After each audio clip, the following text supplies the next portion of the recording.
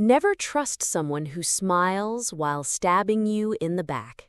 My name is Margaret Thompson. I'm 72 years old, and what I'm about to tell you will make you think twice about family loyalty. For 3 years, I thought my daughter-in-law Jessica loved me like her own mother. Boy, was I wrong about that manipulative little snake. It all started when my son David married Jessica 5 years ago. She was all sweet smiles and, "Oh, Mom Thompson, you're the best," back then. After David's father passed away 2 years ago, I decided to move in with them. My house felt too empty, too full of memories. David insisted it would be temporary, just until I felt ready to live alone again. But temporary turned into 3 years, and Jessica's mask started slipping. At first, it was small things.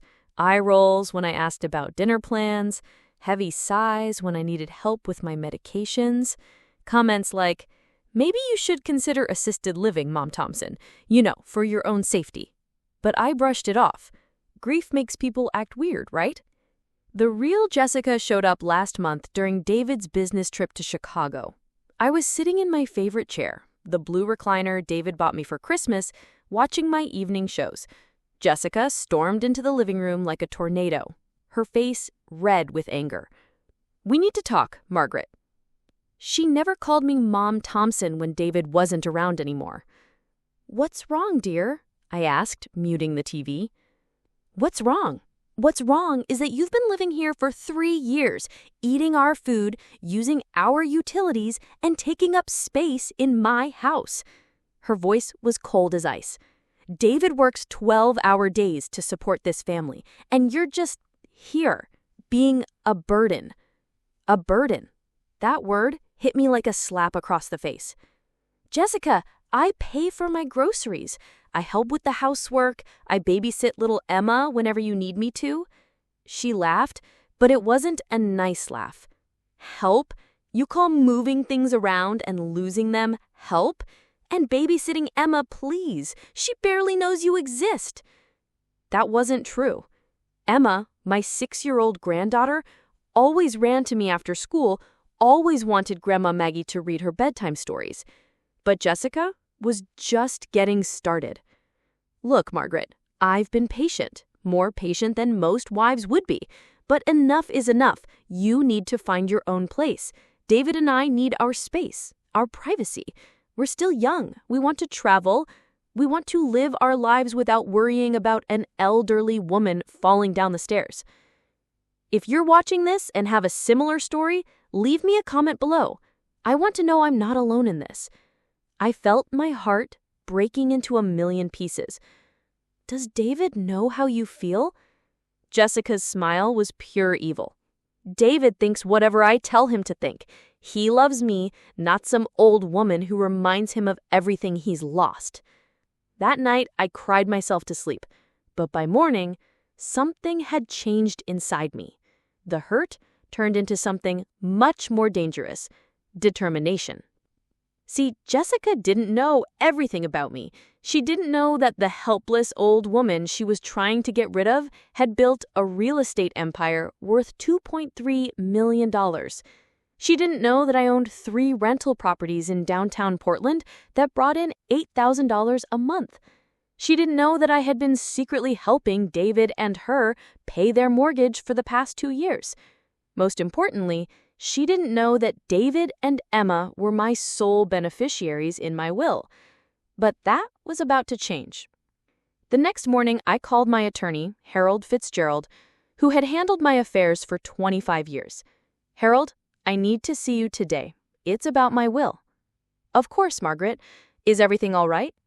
"Everything is about to be much better."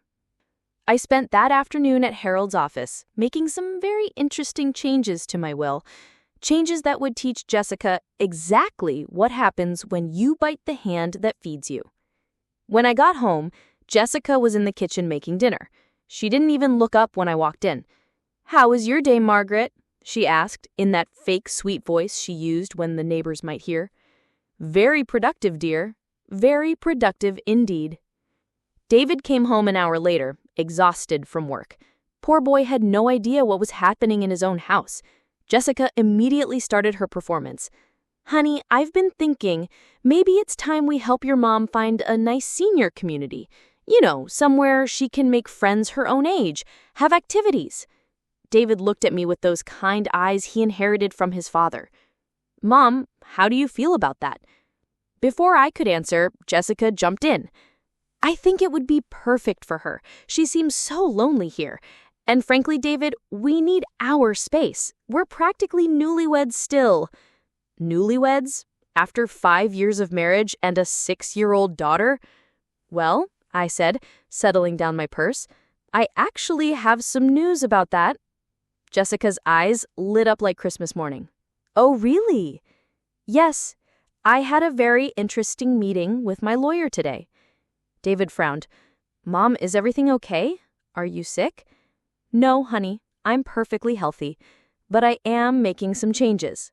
I looked directly at Jessica. "You see, I've been thinking about what you said yesterday, about being a burden." Jessica's face went pale. She had no idea David didn't know about our conversation. "What conversation? And what happened next? Subscribe to the channel because you won't believe how this story ends." I decided it was time for some truth.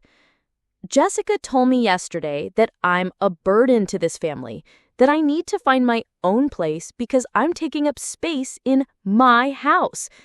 David's face went from confused to furious in about 2 seconds. "She said what?" "Jessica, we were discussing options." "No, Jessica, you were very clear. You said I was a burden, that David works 12-hour days to support this family while I just sit around eating your food and using your utilities." David turned to his wife with a look I'd never seen before. "You said that to my mother?"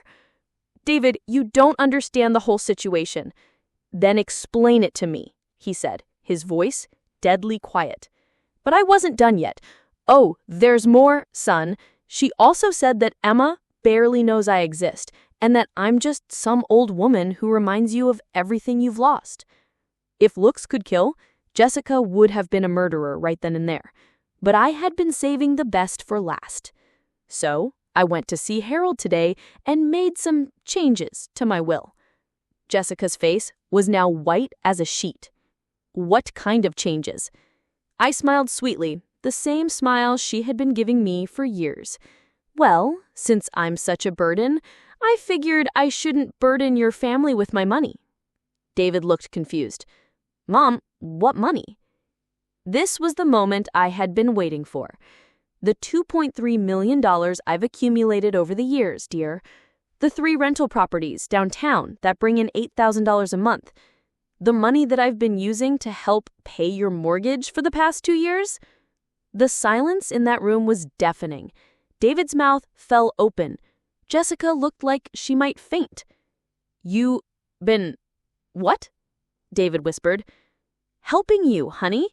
When you told me you were struggling with the mortgage payments after Emma was born, I started making anonymous payments to your bank. $1,200 every month for 2 years. I thought you'd figure it out eventually, but you never asked questions about the mysterious benefactor reducing your loan balance." Jessica grabbed the kitchen counter for support. "You have $2.3 million? Had, until today. I corrected. Today, I changed my will." What I did next shocked everyone, and I mean everyone. Leave me a comment about what you think I should have done. Originally, everything was going to David and Emma, but since Jessica made it clear that I'm not wanted here, I've made some adjustments. I pulled out the papers Harold had given me. "First, David, the house that you're living in, I own it. I bought it as an investment property and rented it to you below market value. But don't worry, I'm not kicking you out." David looked like he might pass out. "You own our house?" "I owned this house, the one on Maple Street, and the apartment complex on 5th Avenue. But here's the interesting part." I looked directly at Jessica. "My new will leaves everything to David and Emma with one small condition." Jessica's voice was barely a whisper. "What condition?" David inherits everything, but only if he's married to someone who treats me with respect and kindness. If he's married to someone who calls me a burden and tries to throw me out of my own property, well, then everything goes to charity." The room was so quiet you could hear a pin drop. "But wait, there's more," I continued, feeling like a game show host revealing the grand prize. "I also set up a little test." "A test?" David asked. "I hired a private investigator to document how I'm treated in this house.